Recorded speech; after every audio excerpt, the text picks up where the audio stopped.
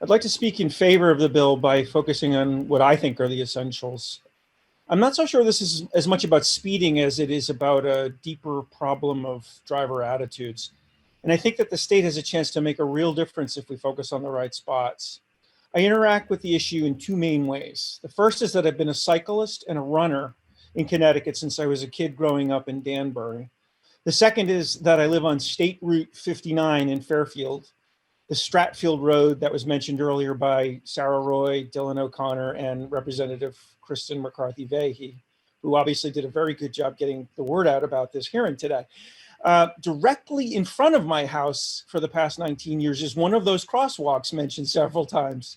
And it leads to the Assumption School and Church, which is my next door neighbor. What I've noticed from my two main channels of interaction is that drivers in this state, and I'm sure it's not just Connecticut, but we'll focus on what matters most to us, they act as if cars have priority on the roads and don't have to yield to anyone, which I know is wrong from my own driver education program at the DMV in Danbury 30 something years ago. Cars almost never stop for kids in the crosswalk in front of my house. They've knocked me off my bike twice and caused me, I don't even know how many close calls.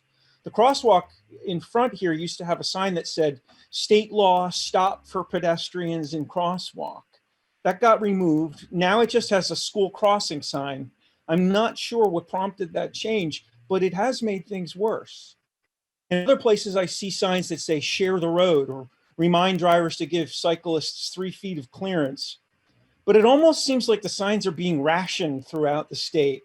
I don't see any consistent message from town to town or road to road. And I think that's important because I think we could make progress on safety if we made existing drivers and not just student drivers aware that they don't have priority on the roads. I'm not even sure share the road is the right message because it implies that drivers have something to give to people on foot or on a bike. The road isn't theirs to share. I'd really like to see state and municipal agencies implementing this legislation to focus on broad messaging that says something like cars don't own the road. Enforcement is great, but the police can't be everywhere. And for the record, they're almost never nearby when some kid is trying to cross the street in front of my house.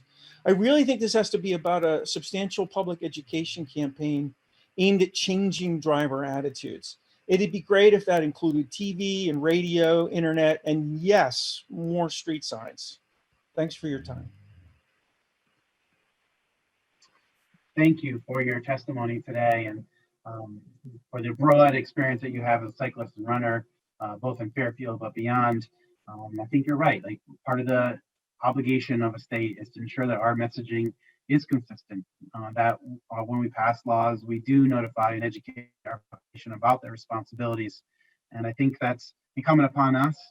We have focused quite a bit on education in the past few years, and I think we have more to do still. Specifically after we pass this bill, it is my hope that we can redouble some of those education efforts and ensuring people are fully aware of their obligations to one another in a way.